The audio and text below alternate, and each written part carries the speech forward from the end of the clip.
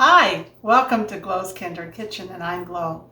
Well, today I have decided to make a dish for you called pineapple casserole.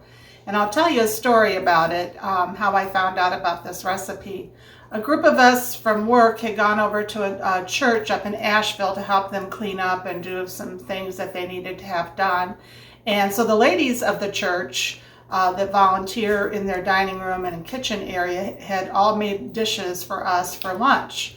And one of the dishes was this pineapple casserole. And I gotta tell you, it was delicious. But there was one ingredient in there that none of us could really figure out what it was. And I had asked for the recipe and I was shocked when I received it the following week. It was cheese that was in it. And it is so good. So I hope you guys will enjoy this recipe as much as our family has since I received this. So let's go ahead and get started. The first thing you want to do is to drain well pineapple chunks in natural juice, no sugar added. So I went ahead and drained the one, and here's the other one. And all you do is you put it in a 9x13 pan. And we can use this juice for later for drinking. It's delicious. So I'm going to go ahead and put that over here to get it out of the way. And then I just spread this out a little like that. You don't even have to grease the pan. And the next ingredient is 3/4 of a cup of sugar. So I just, sprinkle it over. This recipe is so easy and delicious, and quite often when I make this, I'll have the children help that come over for like Thanksgiving or Christmas or Easter. It's an easy recipe that they can do too. So that was 1/4 of a cup or 4 tablespoons of flour, all-purpose flour. The next thing is grated cheddar cheese. And this one here is the medium. But you could put in sharp or mild, whatever you want. And I always grate my cheese. I don't use the bagged cheese. There is a big difference, I think. And how much cheese is that, Miss Glow? 1 cup, which is about 4 ounces before you start grating it. And I just sprinkle that over like that. Let me go ahead and I washed my hands before I started. I always keep a sink of warm soapy water over there as for cooking. It makes life much easier. So now all you have to do is just stir this around to combine it.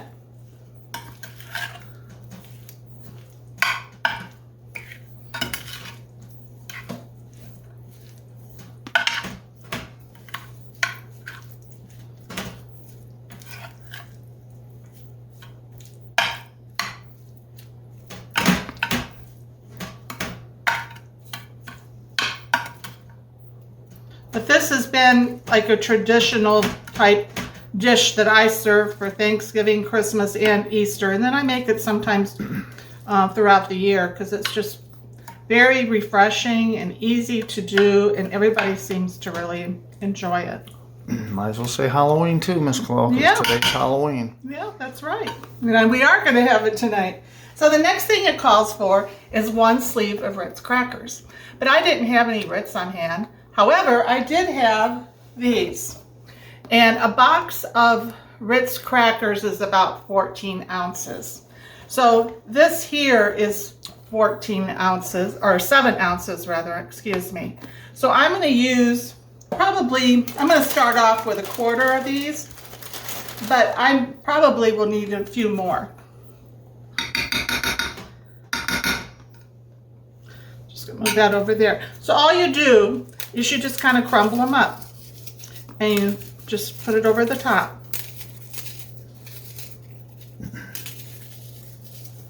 So I'm going to go ahead and continue crumbling these up, and I'll tell you how many exactly I used, as far as kind of the amount of the crackers. And I'll be back in just a few minutes to show you the next step. Well, I finished doing the crackers, crushing them over there. And as you can tell, I don't do it where it's crumbs. I do leave little pieces like that in here.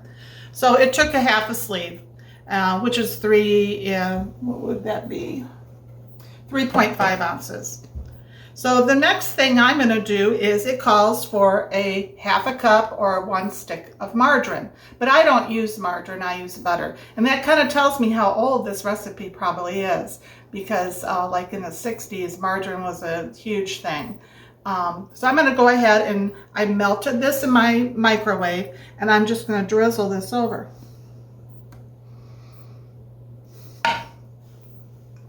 Kind of mainly right-handed, so I'm going to switch here. But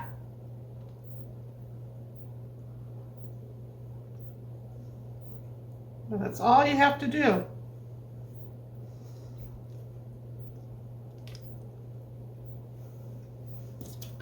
I'm going to go ahead and clean this out. Get all that yummy goodness. There.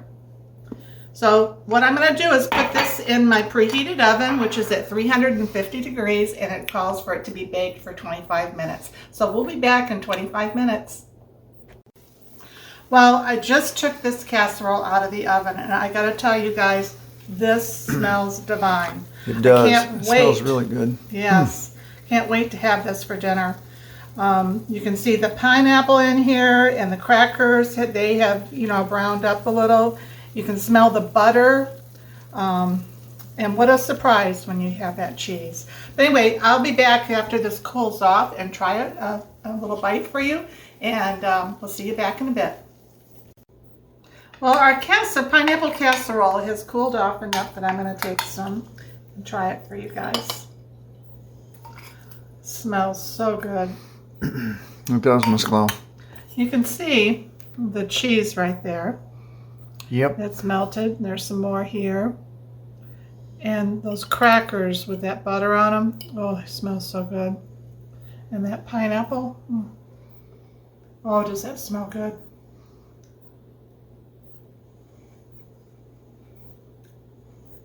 The crunch from the crackers is really nice. Nice and buttery. The pineapple, you guys, it's delicious. Just the right amount of sugar, and the flour thickened it up enough that it's not super runny.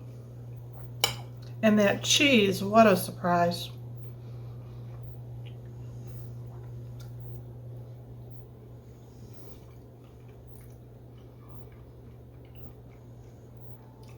It's as good as a pineapple upside down cake.